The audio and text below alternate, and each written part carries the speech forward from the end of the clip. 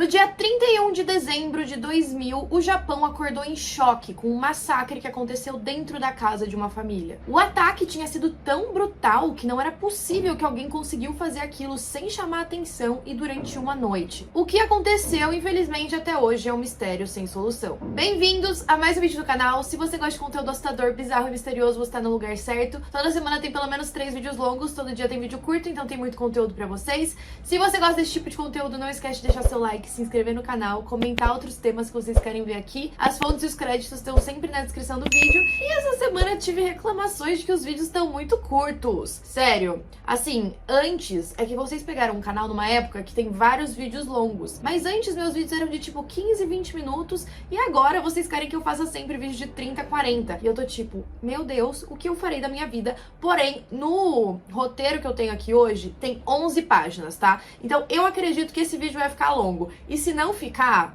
juro, foi o melhor que eu pude fazer. Mas enfim, fico feliz que vocês queiram vídeos mais longos. Vou tentar, mas, né, gente, tudo na medida do possível. Tem muito caso que às vezes não tem tantos detalhes. Mas esse caso, apesar de ser um mistério sem solução, eu acho que é um mistério sem solução que eu vi com mais evidências que existem e ainda assim não foi solucionado. Então, sem mais enrolação, bora pra história.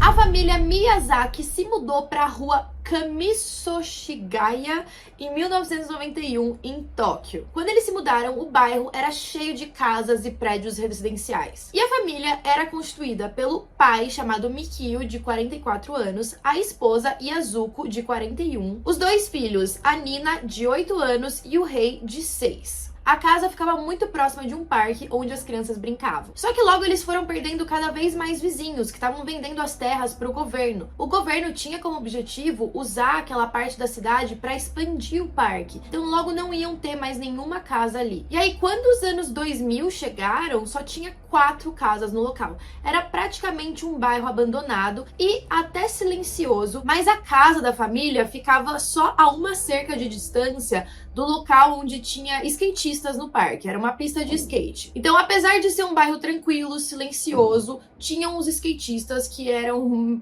que o barulho da região. Uma das casas que sobraram era da irmã da Yazuko, a Anne, mas quem ocupava aquela casa na maior parte do tempo era só a mãe das duas. Isso porque a Anne e o filho dela passaram 8 anos morando na Inglaterra e só voltaram para Tóquio lá nos anos 2000. O marido dela tinha um emprego que várias vezes necessitava de viagens, então eles quase nunca estavam em casa. Essa casa vazia era onde a Yazuko muitas vezes usava para dar aula para crianças. E as casas eram muito próximas. Quem olhasse de longe até poderia pensar que as casas eram geminadas. Era basicamente parede com parede, só que não tinha como você ir de uma casa para outra ali pelo meio delas. Você tinha que sair de uma casa para entrar na do lado. O Mikio chegou a ficar até preocupado com a proximidade das casas. Ele fez um sistema de isolamento de som porque era realmente muito perto. Então agora a gente tinha essa família de 7 membros que moravam no mesmo local. É claro que eles também planejavam se mudar dali. Eles inclusive já tinham vendido as terras para o governo e estavam só esperando alguns dias para poder ir para outro lugar. Só que a Yazuko estava um pouco hesitante de fazer a família toda mudar, principalmente por causa do filho mais novo, o Rei. Ele estava com alguns problemas na fala, isso estava causando muito estresse para a família e eles acreditavam que fazer uma mudança grande não seria bom para ele. Infelizmente, no final, eles nunca chegaram a se mudar. Os colegas de trabalho descreviam o Mikio como uma pessoa agradável. Eles alegavam que ele era o tipo de cara que se dava bem com todo mundo e definitivamente não era o cara que faria inimigos. A Yazuko também era vista por todos da mesma forma. Diziam que ela era muito bondosa e compassiva. Ela era professora, mas não dava aula todos os dias, então ela passava boa parte do tempo junto com os 2 filhos menores. A Nina estava na 2ª série na época e ela gostava muito de futebol e de balé. E aí, como eu mencionei pra vocês, essa pista de skate que ficava atrás da casa era um pequeno problema. O Mikio ficava bem estressado, às vezes, com o barulho, e ele já tinha ido dar uma bronca nos garotos. Uma semana antes do ano novo, ele chegou a confrontar esses meninos pra falar pra eles diminuírem o barulho. E é claro que eles não gostaram de ser repreendidos, e mais ou menos na mesma época, uma testemunha disse ter visto o Mikio confrontando rebeldes que pertenciam ao Bosozoku, que é uma espécie de gangue japonesa de motoqueiros. Então, assim, é complicado complicado, né? E a gente tá falando de dezembro de 2000. Em poucos meses eles estariam se mudando. Então, basicamente o que eles tinham que fazer era esperar esses meses, aguentar aquele barulho pra depois sair dali e deixar aquela história pra trás. Nos meses de verão, naquela região, algumas pessoas diziam estar notando que os animais da área estavam morrendo ou sendo mortos ou encontrados sem alguma parte. Inclusive, uma testemunha disse ter visto um vira-lata que ele sempre via andando pela rua aparecer sem o rabo. E aí, no dia do Natal, a Yasuko também notou que tinha um carro estacionado quase que na frente da casa deles. E aí ela achou aquilo estranho. Primeiro porque era um bairro quase que abandonado. Então, se o carro tivesse ali, ou era pra visitar uma das casas, que a maioria já era da família dela, ou então pra ir naquela pista de skate. Mas pra ir na pista de skate, você não precisava estacionar daquele lado da cerca. Tinha um estacionamento que dava um acesso ainda mais fácil. É claro que isso não faria sentido até alguns dias depois. No dia 31 de dezembro, a mãe da Yasuko ligou de manhã pra família pra fazer os planos pra ceia de ano novo e pra surpresa dela, além dela não conseguir falar com eles, o telefone não tava nem chamando. Isso porque, sem ela saber, algumas horas antes, a linha de telefone deles tinha sido desconectada. Então ela decidiu sair da casa dela, foi até a casa da filha, ela tentou bater, tocar a campainha, chamar, ninguém respondeu. Então ela decidiu usar o molho de chaves que ela tinha. Imediatamente, assim que ela abriu a porta, ela sabia que tinha alguma coisa errada, porque a casa estava estranhamente silenciosa. Isso era mais ou menos 10 e pouco da manhã. Então naquele horário, as crianças já teriam acordado. E a Yasuko também já ia estar fazendo os preparativos para o ano novo. Não demorou muito para ela perceber o que estava acontecendo. Depois de dar alguns passos da porta de entrada, ela se deparou com o corpo do Mikio. O corpo dele estava no térreo, mas no final da escada. Parecia que ele tinha caído dela e dava para ver que ele tinha sido esfaqueado inúmeras vezes. E eu achei que a mãe da Yasuko foi bem corajosa nessa hora, porque eu acho que se eu me deparasse com uma cena assim, eu ia sair correndo e ligar para a polícia. Mas ela decidiu subir até o segundo andar para verificar onde estavam os outros membros da família. E isso é até perigoso, né? Porque podia ser que o assassino, quem cometeu aquele crime, ainda estivesse dentro da casa. No topo da escada, ela encontrou os corpos da Nina, a neta dela, e da filha Yasuko, as duas também com inúmeras facadas. Ela se lembra de ter colocado as mãos no corpo das duas para tentar ver se elas ainda estavam vivas, num gesto de desespero, talvez. E aí, em um quarto próximo, ela se deparou com o último corpo, o neto dela, o Rei, só que ele tinha sido morto por estrangulamento. E aí ficou a dúvida do que tinha acontecido, porque ela não se lembrava de nada estranho na noite anterior. Ela imediatamente chamou a polícia, que ficou extremamente chocada com a cena, muito sangrenta, e é claro que aquela notícia se espalhou rapidamente e as pessoas começaram a tentar entender o que rolou, como foi a linha do tempo, como estava a cena do crime e quem era o responsável. Então eu vou dividir esse caso da seguinte forma. Primeiro, a gente vai falar de algumas investigações que a polícia fez com testemunhas oculares para determinar uma linha do tempo de coisas estranhas que aconteceram naquele dia até a gente chegar na hora do crime. E depois eu vou detalhar para vocês como estava a cena e as evidências que foram encontradas lá dentro. Então a gente começa no dia 27 de dezembro, quando uma testemunha ocular disse ter visto um homem de mais ou menos 40 anos andando próximo da casa da família. E aquilo pareceu suspeito depois que o crime aconteceu, apesar de antes parecer inocente, porque, de novo, não tem motivo para ninguém ficar andando por aquele bairro isolado. No dia 29 de dezembro, um homem foi visto em uma estação de trem ou metrô, não sei exatamente qual dos dois, e essa estação ficava a poucos quilômetros da casa da família. Esse homem estava com roupas num estilo de skatista e a testemunha disse ter sido estranho porque o clima estava bastante frio, e também acharam que ele estava mal vestido e com uma mochila. Por causa dessa descrição, a polícia acredita que esse cara seja o mesmo que foi visto comprando uma faca de sashimi em um mercado. Ele comprou naquela mesma área comercial da estação e foi fácil de identificar porque foi a única compra realizada naquela loja naquele dia. No dia 30 de dezembro, um homem com a mesma descrição foi identificado em uma estação a mais ou menos 1 quilômetro de distância da casa. Ele parecia ter de 35 a 40 anos e tá cada vez mais próximo da família. E aí naquele dia, agora dentro da casa da família, todos acordaram animados, num clima de ano novo, estavam fazendo os preparativos. E aí, mais ou menos às 6 horas da tarde, eles foram às compras. Não se sabe se todos os membros saíram para ir no mercado, mas alguns deles foram vistos lá. Um dos vizinhos, inclusive, disse que o carro não estava mais na frente da casa por volta das 6h30, então corrobora a linha do tempo. Por volta das 7 horas, a Yasuko ligou pra mãe perguntando se ela queria ver a neta, e aí depois a Nina foi até a casa da avó e ficou lá assistindo TV. Ela ficou lá até mais ou menos 9h30 da noite, e até as 10h38 a gente sabe que tava tudo normal lá dentro. Isso porque foi o horário que a gente consegue registrar uma última atividade que foi feita por um membro da família com certeza, porque o Mikio acessou um e-mail de trabalho que estava protegido por senha, então teria que ter sido ele. Ou, pelo menos, provavelmente foi ele. E às 10h38 é o último horário que a gente sabe com certeza que ainda tinha alguém ali vivo. Uma testemunha que disse estar passando atrás da casa por volta desse mesmo horário, umas 10 horas, disse ter ouvido uma discussão lá dentro. Parecia que tinha um casal brigando. E na mesma hora, tinha um homem correndo em uma trilha que passava pela casa da família. Por volta da meia-noite, um taxista pegou 3 homens. Ele disse que todos os homens eram de meia idade e ficaram calados durante toda a viagem. Ele não perguntou o nome de nenhum deles. Ele disse ter deixado os 3 em uma estação próxima e falou que era estranho que tivesse algum pedido de táxi naquela região naquele horário. Ele também disse que um dos homens estava ferido porque deixou uma mancha de sangue no banco traseiro. A única coisa que chamou a atenção naquela noite da mãe da Anne foi por volta das 11h30. Ela ouviu um baque muito forte. A polícia suspeitava que esse baque poderia ter ocorrido na hora que o Mikio confrontou o assassino. Talvez nessa hora ele caiu da escada e fez um barulho bem alto. E pelos ferimentos no corpo do Mikio, eles acreditavam que ele tinha sim tentado se defender. Mas lembrando que o Mikio já tinha instalado um sistema para abafar o som de uma casa para outra. Então mesmo que a Anne tivesse ouvido algum barulho, eu não acredito que tenha sido algo tão alto a ponto dela ficar preocupada e ir checar se algo tinha acontecido. E agora a gente vai para a cena do crime. As facadas no corpo do Mikio estavam focadas no pescoço dele. E eles determinaram que elas tinham sido feitas com uma faca de sashimi, a mesma que foi comprada no dia anterior. No processo de atacar o Mikio, essa faca quebrou. Então foi aí que a polícia teorizou que aquela era só uma das armas do crime. A outra foi uma faca que o assassino encontrou na própria cozinha das vítimas e usou para matar as outras 2 mulheres da família. O Mikio ainda estava usando as roupas que ele usava para sair para trabalhar, e já era bem tarde da noite, o que era um pouco estranho.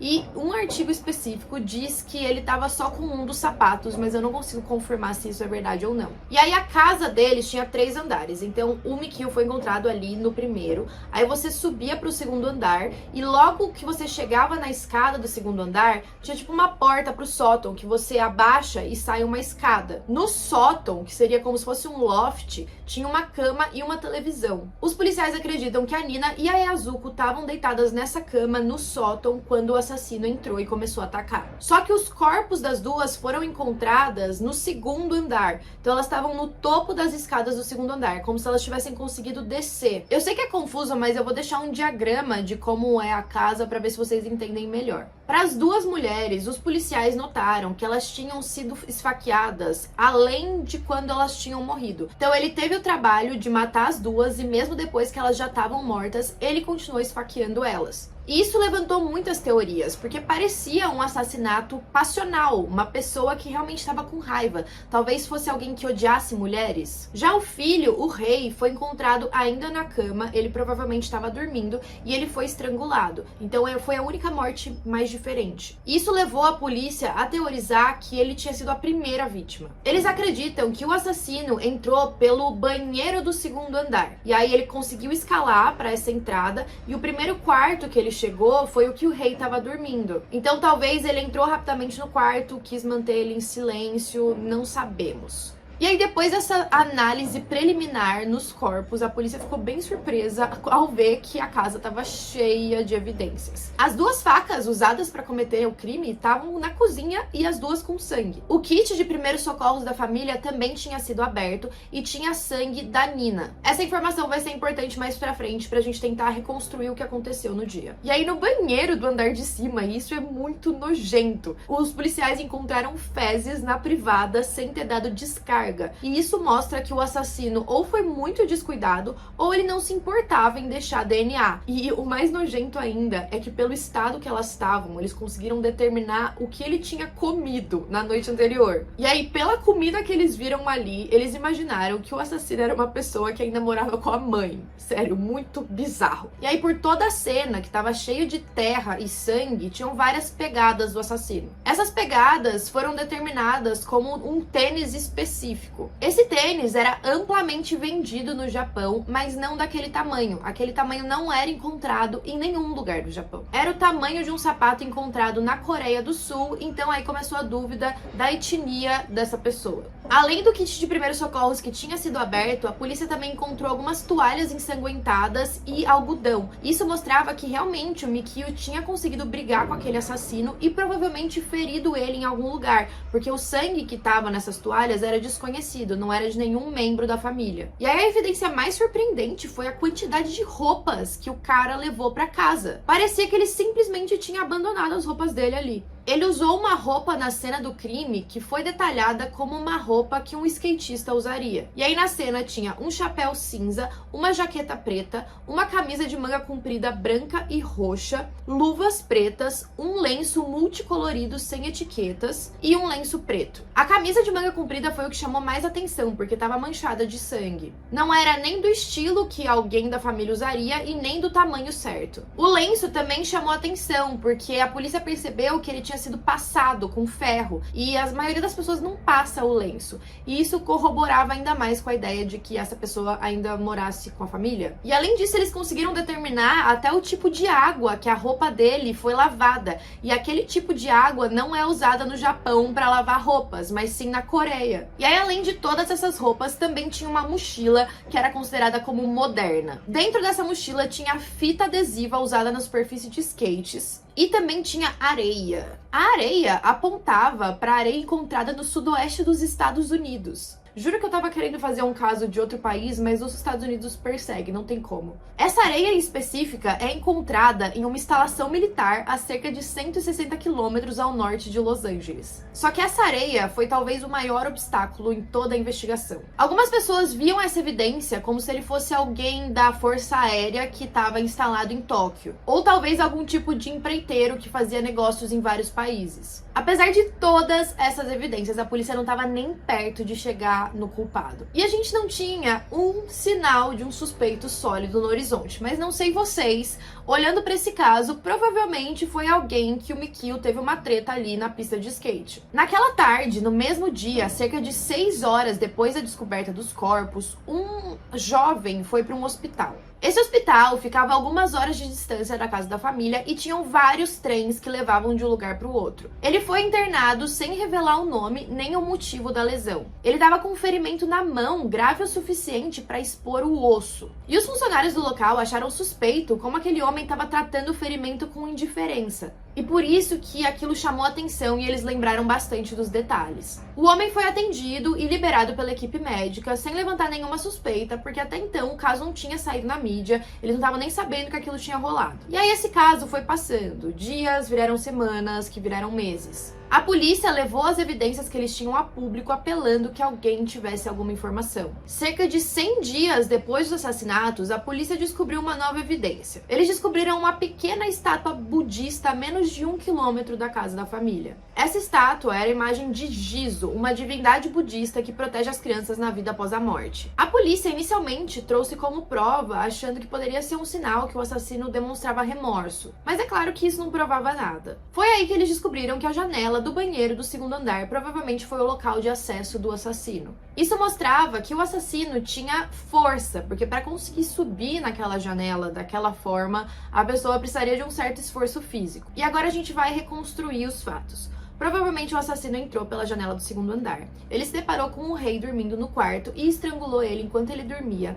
E aí o Mikio, que estava no primeiro andar, talvez checando os e-mails, ouviu um barulho lá em cima e decidiu subir para ver o que estava acontecendo. Assim que ele subiu, ele teria se deparado com aquela pessoa, teria começado uma briga entre os dois que acabaria com o Mikio caindo pelas escadas no primeiro andar. Depois, ele teria subido as escadas para atacar Yasuko e a Nina. Eles acreditam que elas foram atacadas ou ainda no terceiro terceiro andar ou no pé da escada que leva para o terceiro andar. A gente sabe que o kit de primeiros socorros foi utilizado pela Nina em algum momento. Então é possível que o assassino tenha atacado as duas com aquela faca de sashimi que estava quebrada, percebeu que ela estava praticamente inutilizável, então ele teria descido para a cozinha para pegar uma nova faca. E talvez nesse período a Yasuko tenha pegado o kit de primeiros socorros para tentar atender a filha, tentar curar os ferimentos dela. Talvez elas tenham acreditado que nessa hora o assassino fugiu. Mas aí, infelizmente, ele pegou a faca na cozinha, subiu e matou as duas. Com essa reconstituição do crime, foi descoberto também que ele não simplesmente matou e foi embora, ele ficou na casa. Aparentemente, ele cochilou no sofá. E isso é muito bizarro, porque normalmente os suspeitos fogem o mais rápido possível com medo de serem descobertos. Então parecia que ele estava bem à vontade. Além disso, ele se serviu com a comida da cozinha, principalmente sorvete. Ele teria comido uns 4 picolés. Esses picolés, no papel, deixaram impressões digitais que combinavam com outras impressões pela casa que não eram de nenhum outro membro da família. Ele também usou o computador do Mikio. E o que era bizarro é que os acessos do computador eram os mesmos sites que o Mikio já acessava. E aí isso pode dizer duas coisas. Talvez fosse alguma brincadeira bizarra dessa pessoa,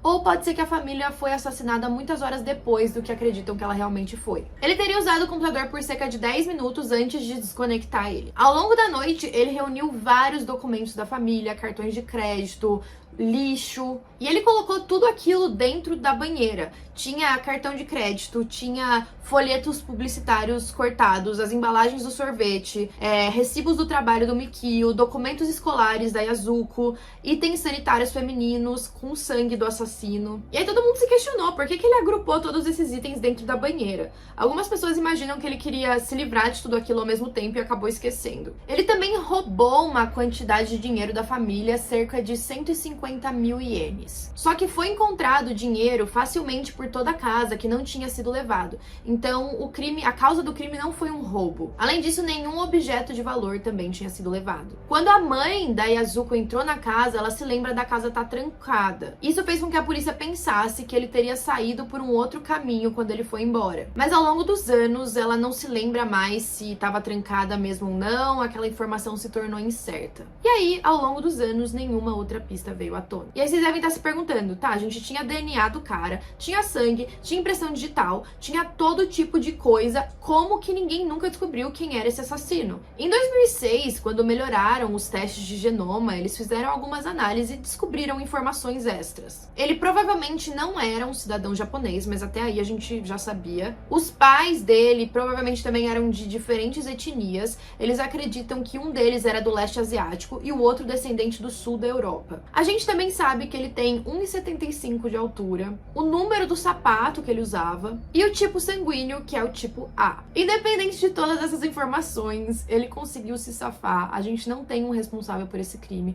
a gente não tem nenhum suspeito por esse crime, o que é mais bizarro ainda. A polícia nunca conseguiu identificar algum inimigo da família que pudesse ter cometido aquilo.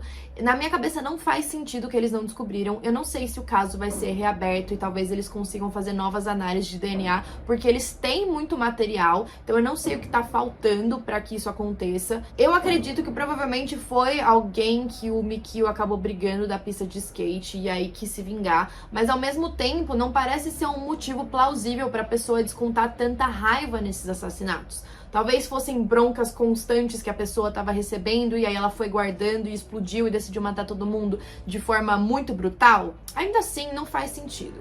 Mas como a grande maioria dos crimes também não fazem sentido, né? Então comentem aí o que vocês acham. Espero que um dia eu venha dar novidades sobre esse caso e até a próxima.